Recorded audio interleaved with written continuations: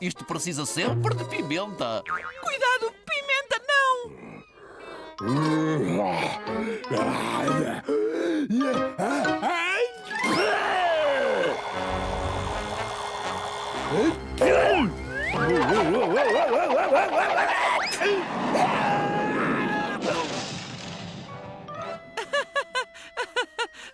O Pete tem um problema com a pimenta.